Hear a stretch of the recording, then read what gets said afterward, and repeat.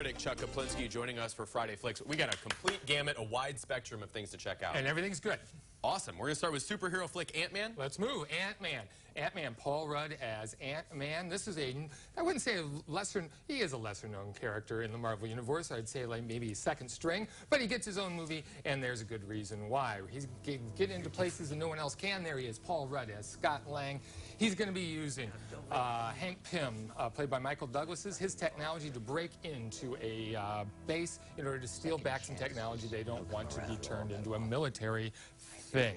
I have to tell you, this movie is so much fun. Really? I would say of all the Marvel films, this one is the most fun for a variety of ways. I mean, Paul Rudd is one of our most disarming actors. He's incredibly likable. I've never heard anyone say, oh, I don't like Paul Rudd. I mean, he just has that way of sucking you in.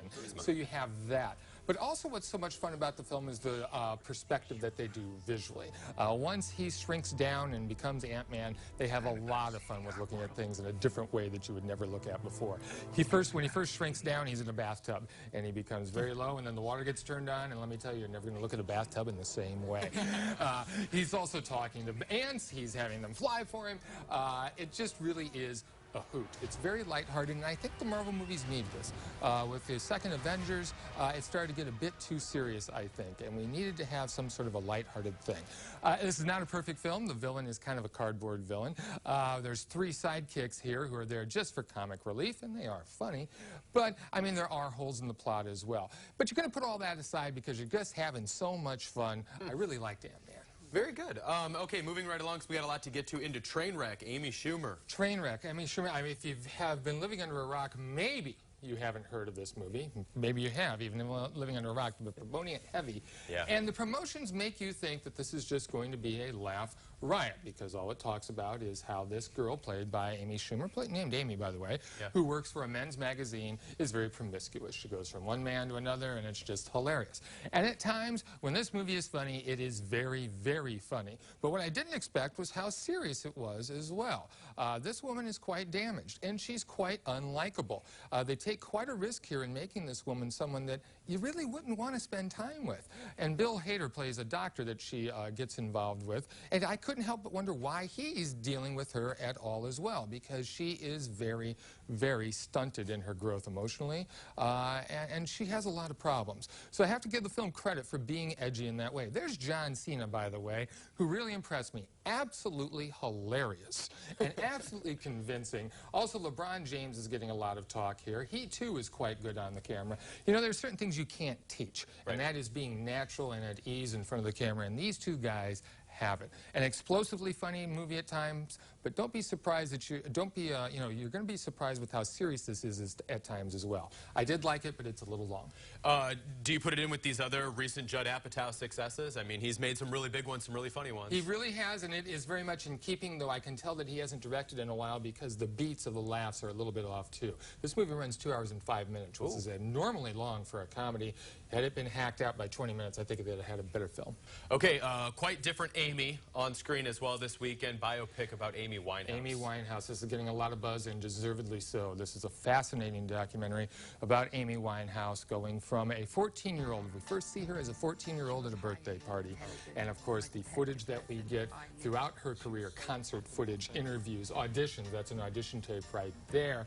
You get to see the full spectrum of her life. I was telling you before we started, this is like a 21st century documentary because they're able to pull footage from a variety of different sources, including friends' cell phone footage that they had that they wanted to contribute. So what you see is you see this young girl ready to take on the world, and then we know what happens to her. And we see this steady progression of her through her downfall through all these different video sources. And remembering her as she was and seeing how she becomes is absolutely heartbreaking. This is a heartbreaking film, but also it reminds you of just how talented this woman was and how tragic it was to have her cut down in her life. There are two bad guys here. One is her father, one is her brief husband, who they show how clueless they are in agreeing to participate in this film, not realizing just how bad they come off as being parasites on this woman, both having lived off her without any regard to her health. A fascinating, fascinating film. I think we're going to be talking about this at the end of the year. I think a documentary Best Oscar nomination is a lock. I love Amy Winehouse. I've read some arguments in like Rolling Stone or somewhere that a lot of people argued that we might not worship the Adeles of the world and some of these people if it weren't for some of the things musically that Amy Winehouse did.